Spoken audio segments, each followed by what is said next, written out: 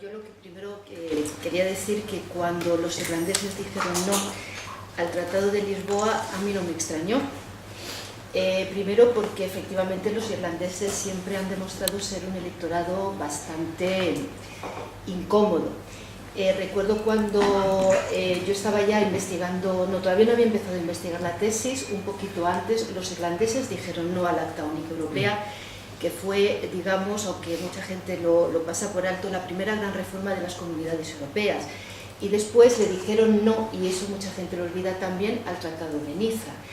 Y hay que negociar con ellos pues para que finalmente digan que sí. Entonces, ¿por qué han dicho en este caso no los irlandeses al Tratado de Lisboa? Le han dicho no a muchísimas cosas y básicamente lo que temen los irlandeses en el contexto de la crisis constitucional que de alguna manera crean franceses y holandeses al decirle no al Tratado Internacional para el establecimiento de una constitución en Europa, temen que un aumento de las competencias de la Unión Europea, una Unión Europea con 27 países ya, pues atente contra su propia identidad. Entonces ahí han votado todos no en contra de muchísimas cosas.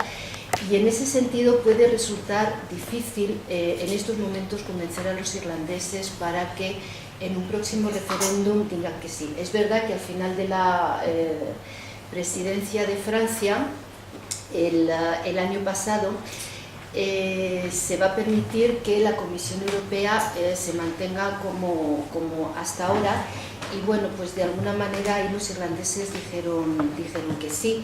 Pero básicamente los irlandeses lo que temen es que un aumento de las competencias de la Unión Europea en un momento en que la Unión Europea sigue en una crisis constitucional importante, pues temen que esa identidad de alguna manera pues, se les quite. Entonces, y además ellos también consideran, vamos a ver, la crisis constitucional de la Unión Europea viene de muchísimo antes. El otro día hablando con el profesor Caldú me decía que ya no había que atenerse al Tratado de la Unión Europea, pero lo cierto es que la Unión Europea, el Tratado de la Unión Europea se plantea de entrada esta unificación de Europa. El Tratado de la Unión Europea introduce en su propio texto su propia reforma, que eso fue el Tratado de Ámsterdam. El Tratado de Ámsterdam no logra la unificación de Europa, hubo que ir al Tratado de Niza. Cuando se logra el Tratado de Niza, que va a decepcionar bastante, se plantea la Constitución Europea y la Constitución Europea, siguiendo todos esos pasos, hasta cierto punto es lógico que fracasara. El Tratado de Lisboa, pues vamos a ver, es una versión bastante reducida de la Constitución Europea en el sentido que recoge los parámetros de todo lo que se ha hecho en la Unión Europea durante la década de los 90. Entonces, yo creo básicamente que lo que han hecho los irlandeses, lo podían haber hecho otros, es un acontecimiento más de lo que ha ocurrido en todo lo que es el proceso de la integración europea hasta ahora.